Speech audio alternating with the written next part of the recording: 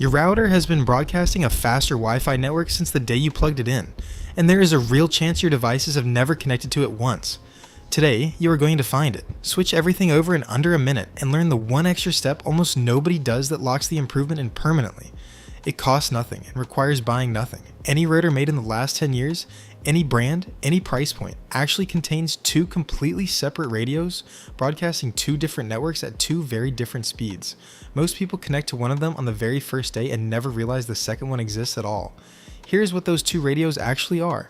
The first is the 2.4 GHz band, a frequency that has been in use since 1999. It has decent range and travels through walls reasonably well, but it operates on only 3 genuinely non-overlapping, usable channels. 3 in an area where potentially every house on the block or every unit in an apartment building is running its own router. All of those routers end up competing for the same 3 available channels simultaneously, which functions a lot like several lanes of highway traffic all funneling down into a single toll booth during rush hour. Even if your internet plan itself is fast, the signal gets congested before it ever reaches your device.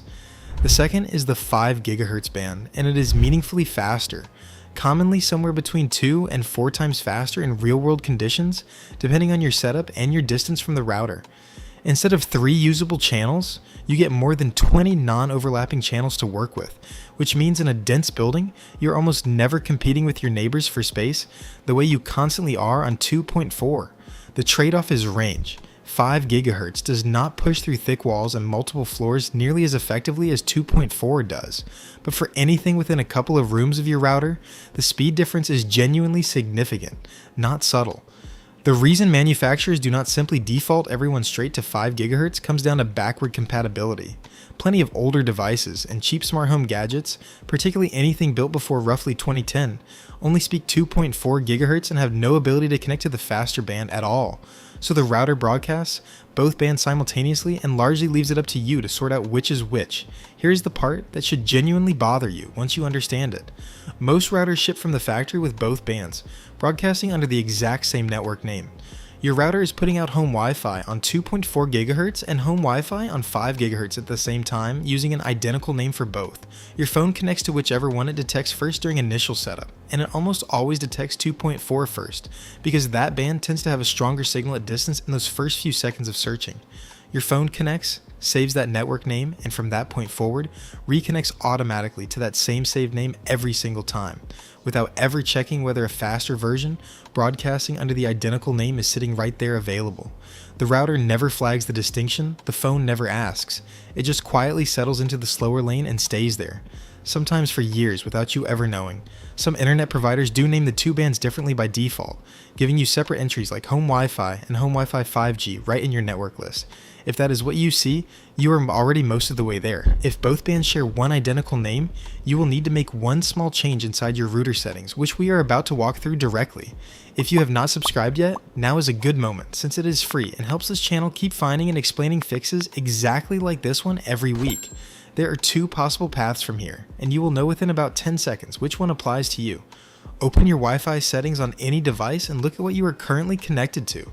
If the network name already includes 5G or 5 GHz, you are already on the fast band, and there is nothing left to do.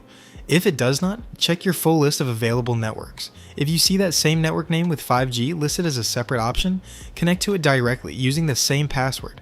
That is the entire fix for a large share of people, done in under 30 seconds. For everyone whose router broadcasts both bands under one identical name, here's the roughly 4-minute version, and once it is done, every device connects to the correct band automatically from that point on.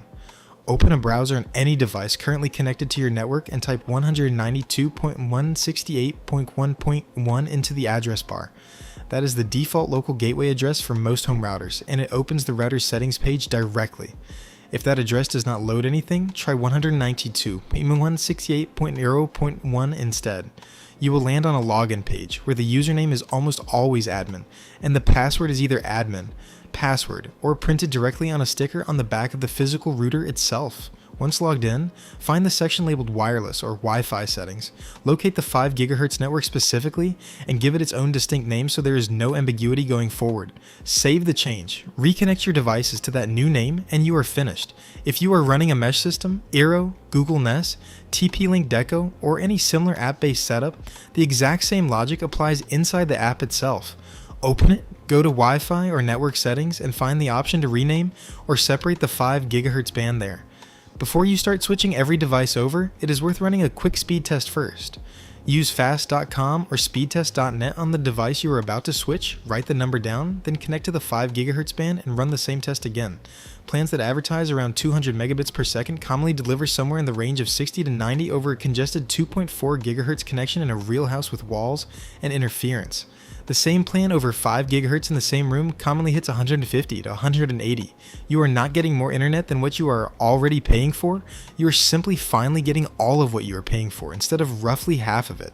There are 2 genuine exceptions worth knowing before you move everything over: smart home devices, plugs, bulbs, thermostats, cameras, and video doorbells almost universally run on 2.4 GHz only and have no 5 GHz radio built in at all, so leave those exactly where they are. And anything sitting at the far end of your home, a bedroom 2 floors up, a basement, or a detached garage, may genuinely perform more reliably staying on 2.4 GHz because of its superior range, even at a lower top speed. In that specific case, you are trading raw speed for a more consistent, stable connection, and that is the right trade-off to make. Everything else in your home, phones, laptops, tablets, smart TVs, and streaming devices should move to 5 GHz. The congestion problem on 2.4 GHz is actually worse than the channel count alone suggests. Microwave ovens operate in that exact same 2.4 GHz frequency range, and so does virtually every Bluetooth device in your house: headphones, speakers, keyboards, mice, and game controllers. Every time a microwave runs a cycle, it dumps genuine interference directly into the same frequency your Wi-Fi is competing on. If you have ever had a video call freeze at the exact moment someone was heating up food in the kitchen, that was very likely this interaction happening in real time. 5 GHz does not share this problem. Microwaves do not touch that frequency range, and Bluetooth at typical home distances does not meaningfully interfere with it either. One more layer worth knowing about: if your router is from roughly the last 2 or 3 years, there's a real chance you actually have a third band available. 6 GHz? Part of the newer Wi-Fi 6E standard, it is faster again than 5 GHz, with even fewer devices competing for space on it and virtually no outside interference.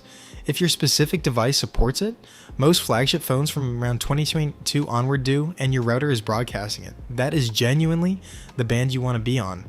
The process is identical. Look for it in your list of available networks and connect.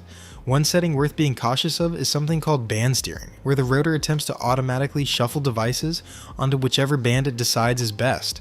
It sounds useful, but budget routers often handle it poorly, nudging devices between bands mid-session and causing brief signal drops. If your Wi-Fi has ever randomly dropped and reconnected with no clear cause, band steering on a lower-end router is a likely culprit. Manually renaming the bands and connecting each device once, the way we just walked through, is cleaner and more permanent than relying on automatic steering to guess correctly every time. 30 seconds to check, about 4 minutes to fix it permanently, and it was sitting inside your router the entire time for free. Share this with the person in your life who has been complaining about slow Wi-Fi for years. The next video is already up. Go watch it now.